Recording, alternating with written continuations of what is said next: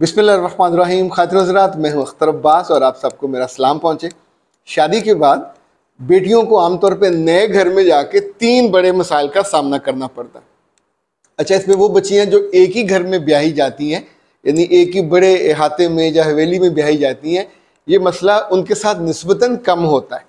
इसी तौर पे जो बहुत एलीट क्लास की बच्चियाँ हैं, उनके साथ भी ये मसला इस तरह पे नहीं होता। लेकिन हमारी जो बहुत बड़ी अक्सरियत है, यानी स्वादे आज़म जिसे कहते हैं, जो पेरीफ्री में भी, छोटे शहरों में भी, बड़े शहरों में भी, जो मिडिल क्लास, लोअर मिडिल और अपर मिडिल, इन सब क्लासेस की बच्चियों को ये 3 बड़े मसले उनका सामना करना पड़ता है।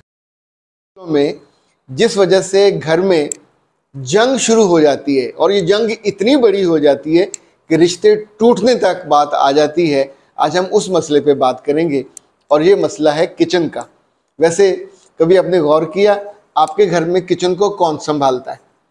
हम सब के घरों में किचन हमारी माएँ संभालती हैं, बचपन से लेके हमारे जवान होने तक और उसके बाद अधेड़ उम्र में जाने तक। जिन जिन घरों में एक कलेक्टिव या जॉइंट फैमिली है, माओं को ये हक बहुत सालों के बाद मिलता है। यानी जब वो बहुएं थी तो उनको ये हक नहीं था, लेकिन जब वो, तो किचन उनकी स्टेट है, किचन उनकी हुकूमत है, किचन एक खातून की सल्तनत है। इसी तौर पे उस घर में जो दूसरी सल्तनत है वो उसका बेटा है, तीसरी सल्तनत, और ये बहुत ही कमज़ोर होती है, बूदी, ये उसका मियाँ होता है, जो आमतौर पे उस बेचारी के इख्तियार में मुकम्मल होती हैं। आज हम ये जो किचन वाली है लड़ाई, इस पे लगे बात करने।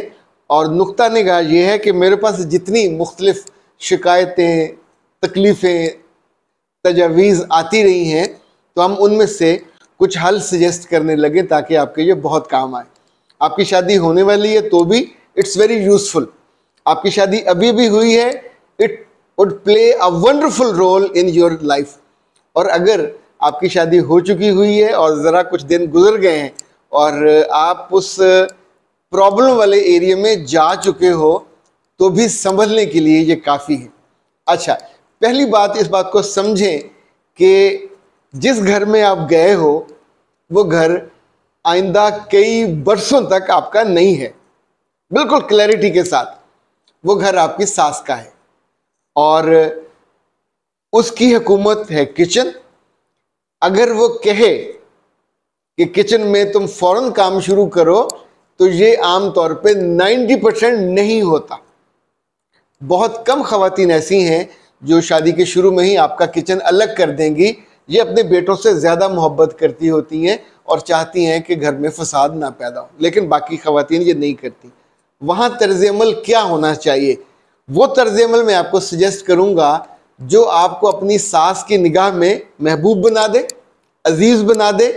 या अजीज़ जान तो आप नहीं बनोगे, वो उसकी बेटियाँ ही रहेंगी, लेकिन थोड़ा बेहतर आपका जो एक ज़मीन पे होता है कि जो आई हैं, इसे कोई गर्ज नहीं है, पड़ी रहती है, सोई रहती है, इसे घर बसाने का शौक़ नहीं है, अकल नहीं है, तो हम ये वाले इल्ज़ाम नहीं लेंगे। तो पहला काम ये करेंगे कि शादी के 1-2 रोज़ के बाद ही आप अपनी सास के साथ जब भी वो दोपहर की हांडी बनाने लगे, शाम का खाना बनाने लगे, सुबह का, तो यू मस्ट बी देयर।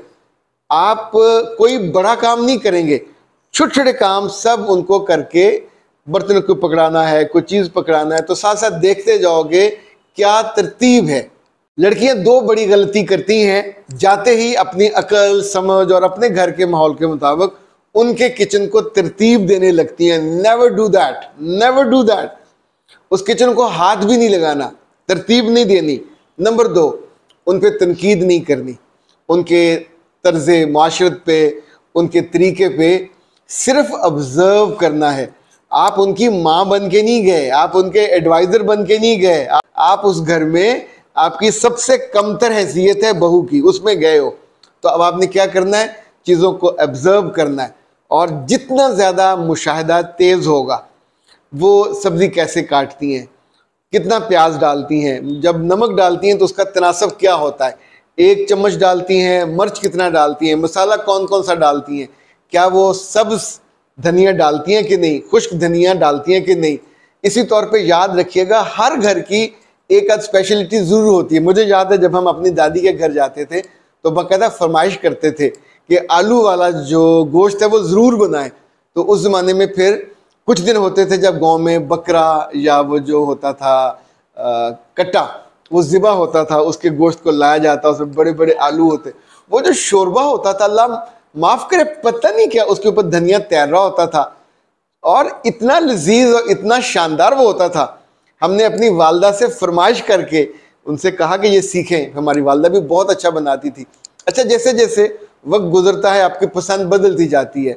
फिर आपको मुझे अब भुना हुआ गोश्त ज़्यादा अच्छा लगता है, कढ़ाई ज़्यादा अच्छी लगती है। तो जिस घर में आप गए हो वहाँ जितने लोग हैं सबकी पसंद अलग होगी, सबका मिजाज अलग होगा, सबका चॉइस अलग होगा, आपका चॉइस अलग होगा। उनमें से किसी की पसंद, किसी की चॉइस, किसी के मिजाज पे हावी होने की कोशिश मत कीजिए, ना उनको बदलने की कोशिश कीजिएगा। अगर ये करोगे तो बहुत नुकसान हो जाएगा। जितनी अच्छी ऑब्जर्वेशन उतनी जल्दी आप उस घर के मिजाज को समझोगे और चीज़ों को बेहतर बनाओगे। और किचन में और अपनी सास के साथ जो वक्त गुजारोगे, सास उस वक्त के साथ आपके बारे में तय करेगी। इसको बहुत शौक है, चीज़ों को पूछिए।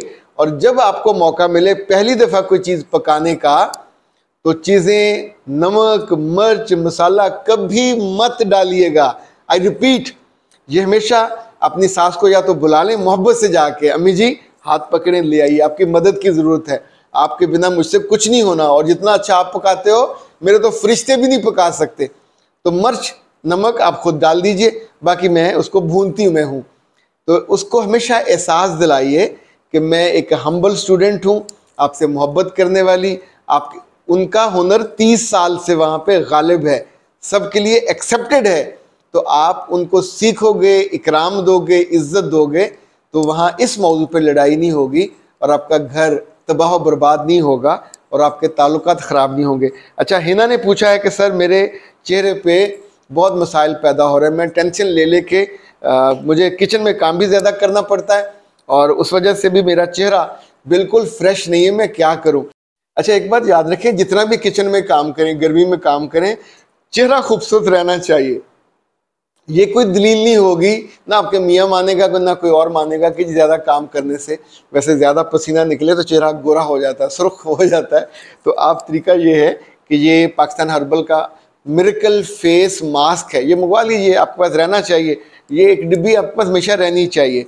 आप इसको सुबह भी इस्तेमाल करें, शाम भी इस्तेमाल करें। कच्चा दूध घर में होता है उसके साथ मिलाएं, पानी के साथ मिलाइए, तो ये आपके फेस को मिरेकली, यानी ये एक मोजज़ा होता है, इतना शानदार रखता है, ना रिंकल्स आते हैं और ना वो जो बेजान होता है चेहरा ना, ख़ास तौर पे उससे आपको बचाएगा।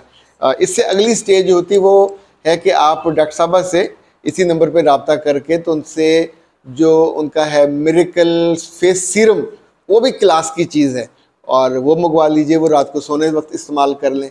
आपको 40-45 साल की उम्र तक भी बिल्कुल 24-25 साल की लड़की की लुक में रहें कि आपके बच्चे भी आपके बहन भाई लगें और मियाँ भी आपको देख के खुश हों, तो सोचिए तब आपका दिल राहत से, खुशी से भरा। ये आपका हक है, लड़की को खूबसूरत नज़र आना, लड़की को फ्रेश नज़र आना, लड़की को अपने आप को अच्छा कैरी करना, अपने कपड़ों को अच्छा कैरी करना। वो नहीं करेगी तो कौन करेगा? ये मर्दों का नहीं है, ये फील्ड लड़कियों का है। दुनिया भर में खूबसूरती दिल की हो, चेहरे की हो, रूह की हो, जिस्म की हो, कपड़ों की हो, ये लड़कियों के साथ ही इसका ताल्लुक जुड़ा हुआ है और उन्हें इसमें बिल्कुल टॉप करना चाहिए, लीड करना चाहिए। अख्तर अब्बास को दीजिए इजाज़त। अस्सलाम वालेकुम।